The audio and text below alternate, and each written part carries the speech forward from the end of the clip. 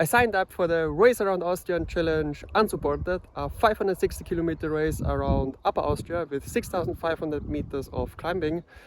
But not only this, I'm also looking forward to something else I will explain in this video.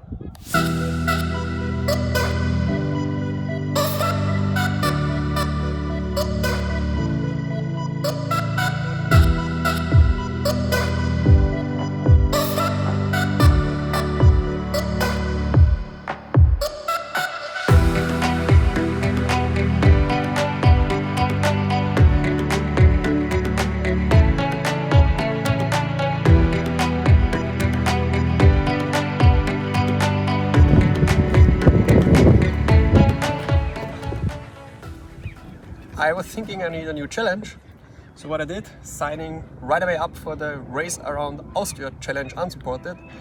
A race I already did in the past, in 2017, but as a supported version, meaning there's a pace car following behind the whole course, which gives you via audio system, the navigation, and then also the car can come to you and give you some nutrition. So it's basically the only thing you need to do is cycling, nothing else. Now since a couple of years there's also an unsupported version of it, which means you need to do everything yourself. You get the GPX file and then you just route through it. The route is 560 kilometer with 6,500 meters of elevation, basically around Upper Austria.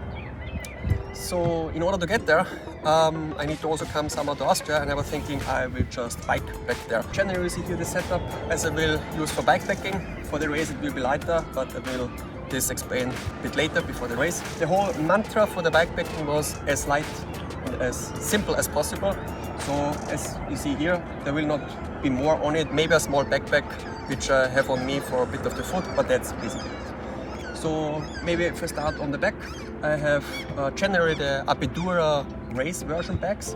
On the back the saddle bag where I have the sleeping bag and the BB bag. That's basically then the whole space used there. I have a bit of smaller parts where I also put the multi-tool and also the spare tires for the bike, and maybe also a bit of civil kind of clothes, meaning like shorts and a t-shirt. Then I have here at the top tube a small bag where I will have my power bank in order to charge the phone, the lamp, the Garmin and so on. But also the general electronics, so the cables I need for iPhone charging, USB-C and so on. Talking about charging, a bit here at the cockpit, I have light which is from company is called Outbound Lighting, which I found coincidentally also by watching another YouTube video, which convinced me is actually that it has charging during using. So yeah, you just plug your USB-C and then it has it's called pass-through charging. I also used the same light during the Seven Serpent. It basically goes until forever, so I used it for 1.5 nights, and this is my convincing argument. Additionally, super simple to use. There's one button, you can press it a couple of times and then you have different modes, so I really liked it. Then I have the Garmin also with USB-C, makes it easier because then you have just one cable you need for charging both of them. It's the Garmin 1040 Solar. Also very convincing argument for me was, as I used it during the Seven Serpents, the battery goes until forever, and with the solar feature even longer. So in the 36.5, 37 hours during Seven Serpents I never needed to charge it, so very cool. Then the whole setup is the normal, the standard Garmin mount. Then it's a small adapter, it's called I think a GoPro adapter, or for the Varia. The Varia is the light from Garmin, which also has the same mount as the GoPro, so it's like a small adapter. And then I have the adapter for the lights, and it's everything nicely integrated, and I really like that setup here. Then I have the frame bag. In the frame bag I will have them everything else basically, meaning like the rain jacket, then additional clothing, a bit of a vest if it gets really colder, then the arm, the leg kind of parts. Additionally I will also have of course the hygiene like the toothbrush and a bit of a shower gel, and that's round about everything. Then here you see the bottles. You see here you have like almost a liter bottle, and this is a bit of a smaller one.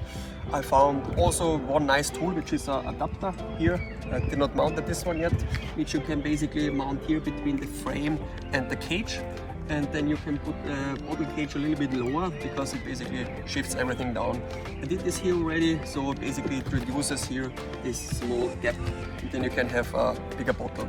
So very nice, very simple feature. The bike as such is my race bike. It's a specialized tarmac pro bike, and I will not use aero bars now for the bike trip, but later during the race I will most likely install some aero bars and a bit of a more comfort and also faster. Then I would say I would not now go more into detail of what kind of equipment, for example sleeping bag, I will use. That was just general overview, and after I did it I will go then in detail whether it was a good decision or not so much of a good decision, and what I want to change or what I would recommend not to do or to do. Yes, a 2000 kilometer bikepacking trip from Norway to Austria. Backpacking or bike tripping, something I never really did before that long. So I'm really looking forward to that. Pretty nervous also, but I mean, how hard can it be?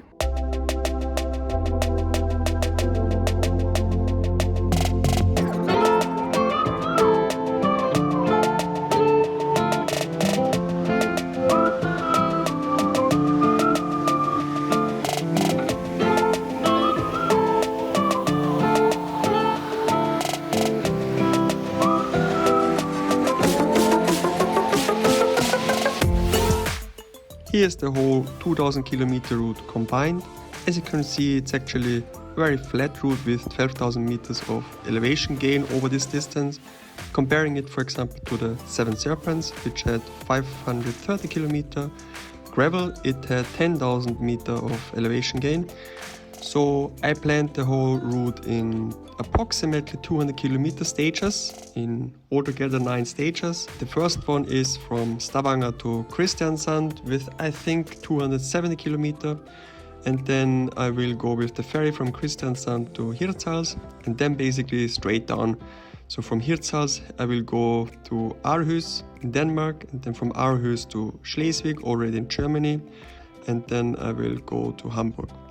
From Hamburg then I will go to Hanover, and from Hanover to Bamberg, from Bamberg to I think Regensburg, maybe even a little bit further, and then from there directly home to Gmunden in Upper Austria. If you have any recommendations for cycling paths along the road or very nice things to see, or any recommendations for updates on the route, just please write in the comments. I would be very grateful for that. Also, if you have any spare couch or know somebody who lives along the road for one night possibly, I would be extremely happy for that. If you could let me know in the comments or just write me a message on Instagram, that would be very cool. Yes, other than that, then let me know what you think about the video, and I would be very happy about a like and subscribe.